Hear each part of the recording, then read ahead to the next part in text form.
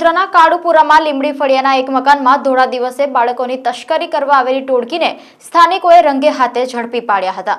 કાળુપુરામાં તસ્કરોનો આતંક ધોળે દાડે પણ જોવા મળ્યો છે। કાળુપુરામાં ધોળા દિવસે 4 મહિલા અને 2 પુરુષ મકાનમાં પ્રવેશ્યા હતા।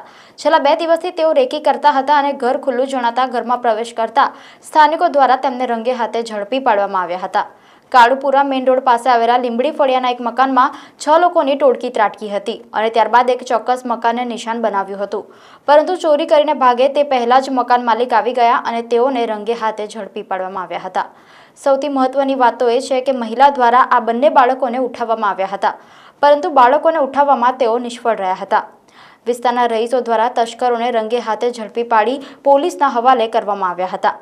આ સમગ્ર મામલે પોલીસ શું કાર્યવાહી કરે છે તે જોવું રહ્યું છે। અરે અમે તો ઘરમાં હું તો હું દુકાનોમાં કચરા પોતું કરાવ્યો, ઘરમાં જઈને ખાઈને સૂતી હતી અને એકદમ બૂમ પડી કે ઊભી રહે તો પેલી ભાગી એકદમ, પછી અહીં રસ્તામાં પકડાઈ અને પેલા તાઈને અહીંયા ગાડી પકડાઈ ગયો તો કે છોકરા ઉઠાવાય છો તો બીજા 2 માણસો હતો છે કે છે આ અહીંયા ગુજરાત પાકા લીંબડી ફર્યું જ છે, એટલે ગુજરાત પાકા લીંબડી ફર્યું જ છે અને અમારા મહેલામાં અહીં દોડી એકદમ ફટફટ એ કહે છે કે છોકરા પકડવા આવ્યા તો કે આ 3 છોકરા કોના છે ને એ પૂછજો પહેલા, એટલે એવી રીતે પૂછજો પહેલા।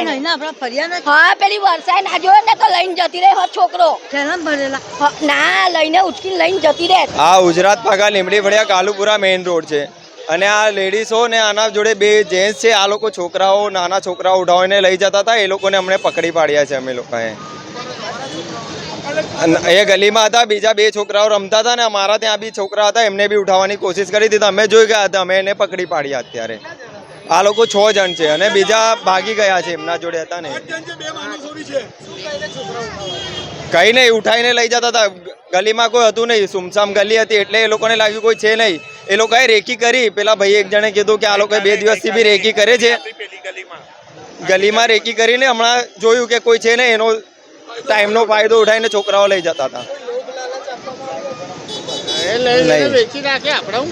હવે એમને પૂછ્યું છે, એ લોકો મહાનગર સોમા તલાવથી આવે છે, હવે અમે આવું બી પૂછ્યું કે બીજા કેટલા છોકરા ઉઠાવે છે, પણ એ કંઈ બોલતી નથી, બધા નાટકો કરતી હતી, અમને નથી ખબર, પેલા 2 માણસો જતા રહ્યા છે એવું બધું કહે। સુનિલ માધવરાવ જાદવ।